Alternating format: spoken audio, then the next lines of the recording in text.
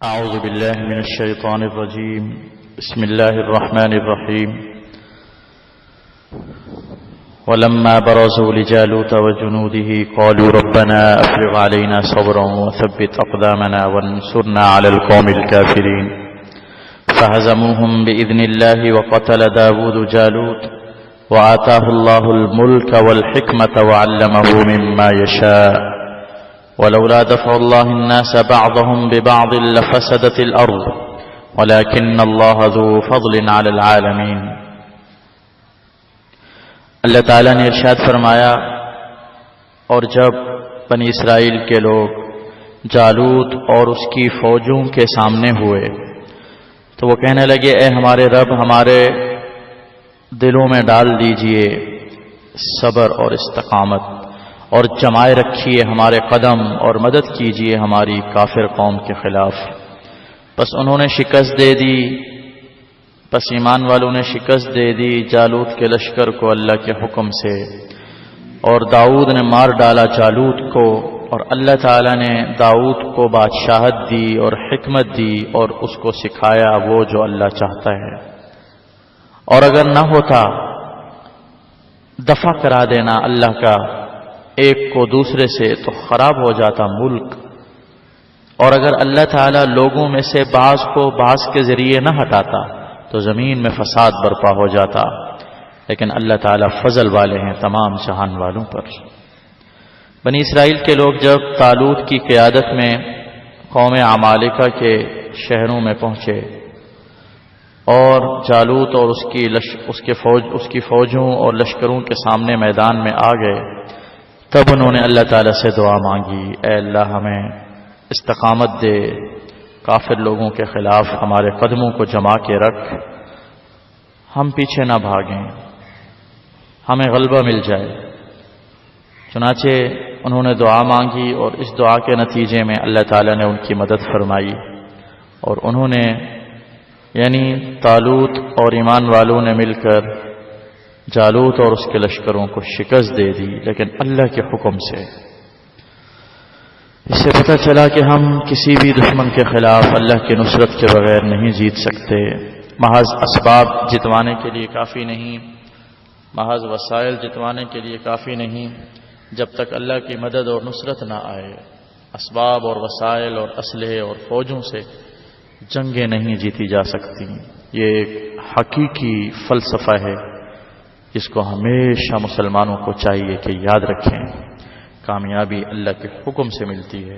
اسباب کی تیاری، جنگ کی تیاری، کوشش، محنت اپنی جگہ درست ہے، حکم ہے اس کا، لیکن کامیابی محض اسباب سے نہیں ہوتی، صلاحیتوں سے نہیں ہوتی، اللہ کی مدد، اللہ کی نصرت سے ہوتی ہے. اور یہ بات ہم نے پڑھی ہے کہ یہ جو لشکر تھا مسلمانوں کا، ایمان والوں کا، یہ تعداد میں بہت کم تھے. بعض نے لکھا ہے 300 سے تھوڑا سا اوپر ان کی تعداد تھی. ان میں حضرت داؤد علیہ السلام کے والد اور داؤد علیہ السلام کے والد کے 6 بھائی، اور ان میں حضرت داؤد علیہ السلام بھی موجود تھے. تو یہ ایک بڑا خاندان مشتمل تھا جو اس جنگ کے اندر شریک تھا. حضرت داؤد علیہ السلام کو اس وقت یہ نبی نہیں ہوئے تھے، ابھی چھوٹے تھے. 3 پتھر ملے راستے میں، وہ پتھر بولنے لگے کہ ہم جالوت کو قتل کریں گے. جب مقابلہ ہوا، جالوت لڑنے کے لیے خود باہر نکلا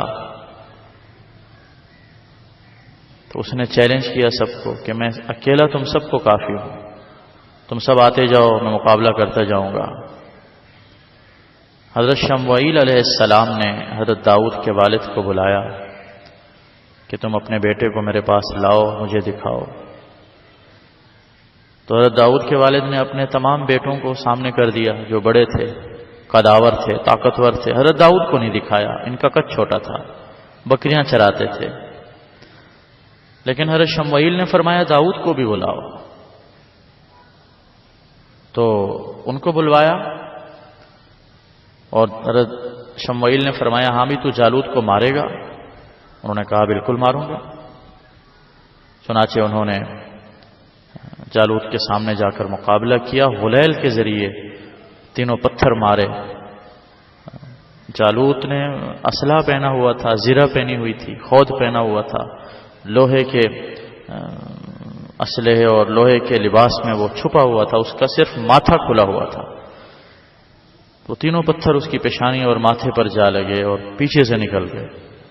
اس طرح سے جب بادشاہ کو شکست ہوئی تو سارے لشکر کو شکست ہو گئی، جالوت کا لشکر بھاگ گیا اور اللہ تعالیٰ نے ایمان والوں کو کامیابی عطا فرمائی۔ یہ اللہ کا ایک نظام ہے۔ اللہ تعالیٰ فرماتے ہیں کہ ہم روئے زمین پر ایسا کرتے ہیں کہ اگر ایک وقت میں ایک قوم طاقتور ہے، ایک بادشاہ طاقتور ہے، تو وہ ہمیشہ نہیں رہتا۔ ایک وقت آتا ہے کہ اللہ تعالیٰ کسی اور کو لے آتے ہیں اور اس کو صفاستی سے مٹا کر بادشاہت کسی اور کے حوالے ہو جاتی ہے، پھر وہ چلا جاتا ہے، اس کی جگہ کوئی اور لے لیتا ہے۔ یہ بادشاہ، یہ حکومت، یہ اقتدار، یہ قوت، یہ طاقت ہمیشہ رہنے کی چیزیں نہیں ہیں۔ اگر کوئی ہمیشہ رہتا تو روئے زمین پر فساد ہوتا۔ ہمیشہ رہنے والا اس قدر طاقتور ہو جاتا کہ کسی کو جینے ہی نہ دیتا۔ اس لیے اللہ تعالیٰ مختلف لوگوں کو مختلف لوگوں کے ذریعے ہٹاتے رہتے ہیں، ختم کرتے رہتے ہیں، کیونکہ اللہ تعالیٰ کی اس میں حکمتیں ہیں۔ اللہ کا یہ فضل ہے لوگوں پر کہ ظالم جو بھی ہو ہمیشہ نہیں رہتا، وہ ڈھیل ملتی ہے اس کو من جانب اللہ، لیکن ایک وقت آتا ہے کہ ظالم کا بھی انجام ہو جاتا ہے اور وہ صفاستی سے مٹا دیا جاتا ہے۔